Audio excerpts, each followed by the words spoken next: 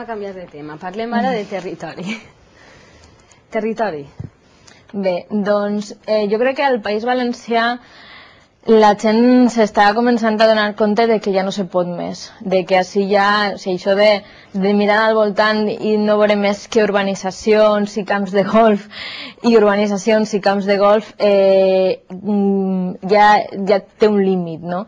Crec que a més tot el que ha passat s'ha gestionat molt mal, el fet de que no s'hagi mirat mai a més si n'hi havia aigua suficient, si no n'hi havia, vull dir, s'ha buscat el negoci fàcil i l'enriquiment molt fàcil i això no és bo, no és una economia sostenible i no és bo de cara al futur, perquè al final és que estàs fent és destrossant el teu territori i després ja no n'hi ha marxa enrere.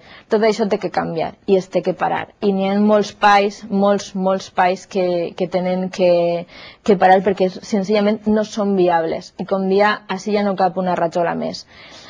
En fi, per això n'hi haurà que canviar el govern autonòmic sobretot, i després n'hi ha regles que des del govern central tampoc ens han deixat ficar, perquè n'hi ha regles que haurien ajudat, com és el fet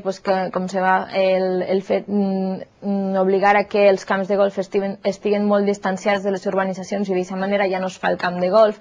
Vull dir que com que en això de l'urbanisme especulador estan tots els colors, és molt difícil aconseguir normes eficaces des de l'Estat, des del Parlament, per a frenar aquesta especulació urbanística. Però, des de luego, el País Valencià no pot més.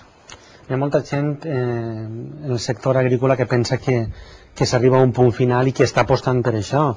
Què els diries tu a aquesta gent? Bueno, és que el problema del sector citrícola és que ni el govern central ni el govern autonòmic s'han preocupat per ells.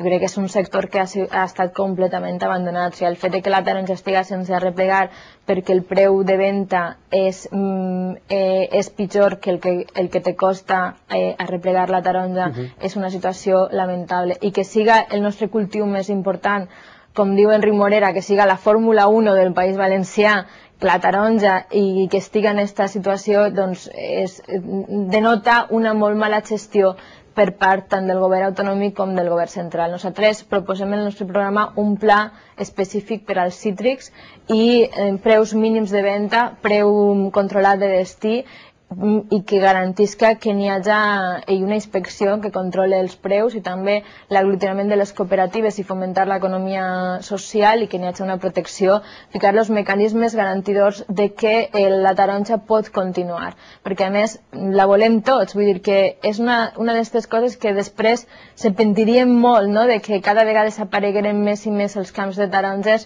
que formen part no sols de la nostra alimentació, sinó de la nostra cultura, i és el nostre paisatge i tenim que protegir-lo. Volem la taronja, volem cuidar-la, i des de Bloc Iniciativa Verds tenim molt clar que tenim que estar ahí i ficar regles molt estrictes per a que els agricultors tinguin el benefici que se mereixen, sobretot pensant en les persones que estan ahí, que estan deixant-se la pell per a mantenir el camp viu. Com a contrapartida de lo que vostè dia respecte a la construcció, que podem estar d'acord que ha continuat un model especialment poc cuidadós en el medi i en l'economia en general, perquè si ho mirem des d'aquest punt de vista així no serà.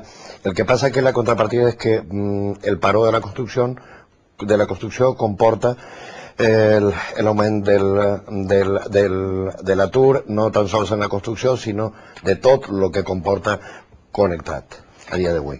Sí, però això és culpa de que no s'està invertint... Això és el missatge que diuen uns altres. Però això és culpa de que l'economia s'ha basat molt en la construcció i no s'ha basat en el que s'ha de basar, que és en I+D+I. És a dir, l'objectiu de Lisboa i la mitja europea està a l'1,9 d'inversió en I+D+I. La mitja espanyola està a 1,2, que és molt lluny, molt lluny. I dintre de la mitja espanyola, els que estem més enrere som el País Valencià.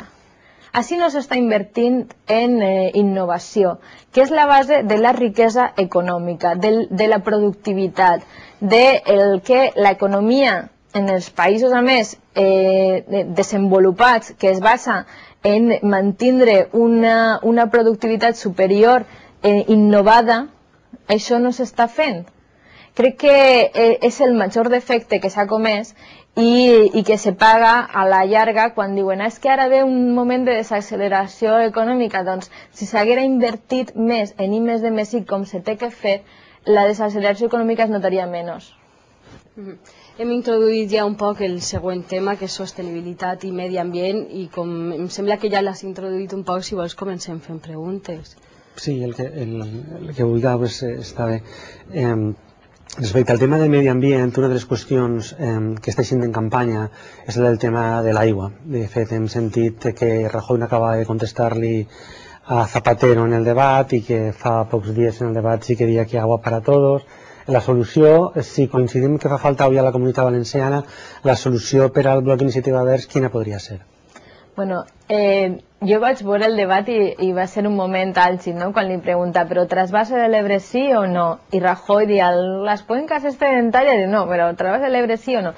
I no vull contestar, i l'endemà és que Camps en Alacant fent un míting dient que la primera pedra del trasvase la va ficar un govern del PP i l'última la ficarà un govern del Partit Popular. Estava mentint, perquè no ho tenen en el programa electoral i no ho tenen perquè no és viable. Primer, perquè no dona vots en Aragó, evidentment, i en segon lloc perquè la Unió Europea ha dit no als trasvassaments, que ja no es fa cap trasvassament més perquè no són sostenibles, perquè no són una opció per al problema de l'aigua. Ho ha dit. Lo qual ja era una etapa del passat, l'etapa del present és que no se fan els trasvassaments i si no n'hi ha un finançament d'Europa és impossible que se puga pagar en els diners de l'Estat i a més no estaria autoritzat, amb el qual no se'n pot fer. Vull dir que el que està fent el senyor Camps és enganyar als ciutadans. El trasvassament de l'Ebre ni forma part ni ho ha format mai de la nostra aposta per a solventar el problema de l'aigua ni forma part de les propostes de cap dels grans partits.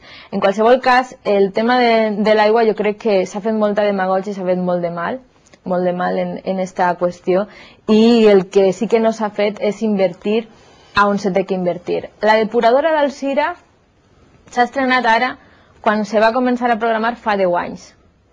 Les depuradores són fonamentals per a que tinguem aigua. Les canalitzacions, sense invertir, s'ha començat a invertir ara en aquesta legislatura. Reutilització d'aigües, se perd la majoria de l'aigua. Estalvi. Després, les urbanitzacions. El que no pot ser és que si realment no n'hi ha aigua i te diuen, la Confederació Hidrogràfica te diu no n'hi ha aigua i tu dius, bueno, jo faré així una urbanització de 3.000 vivendes, de 5.000, de 12.000 i dius, bueno, ni tens tanta gent en el poble vivint, perquè normalment a més són municipis que tenen 3.000 habitants i la planificació són de 12.000 vivendes, multiplica-ho per el número de les unitats familiars i no n'hi ha aigua suficient, no és raonable. Així s'han fet moltes coses mal quan parlem de l'aigua i després s'ha enganyat en el discurs dient que nosaltres hem sigut tradicionalment els que més hem estalviat. Doncs si no n'hi ha un govern que invertís en l'estalvi avui en dia, en tots els mecanismes que n'hi ha, no tenim aigua. I després està el tema del xúquer. El xúquer, ens estan agafant tota l'aigua de la Manxa Oriental per a fer els cultius, de cultius que allà no toquen, perquè són de regadiu intensiu, no toquen en aquesta zona perquè no tenen aigua, agafen l'aigua del xúquer, el xúquer cada vegada arriba en menys aigua, i això no es para. I n'hi ha una resolució del Congrés dels Diputats que la vaig presentar jo en una iniciativa per a que això se parara. I no han volgut parar-ho durant tota la legislatura, anant en contra de lo que ha dit el Parlament. I després d'això, quan arriba el xúquer, és un abocador. En molts puestos estan tirant tot els residus de les empreses i tot, estan en allà i no fan res per solventar-ho. Se poden fer moltes coses, moltes, per a tindre aigua. I no fa falta destrossar el medi ambient, sinó que cuidar-lo.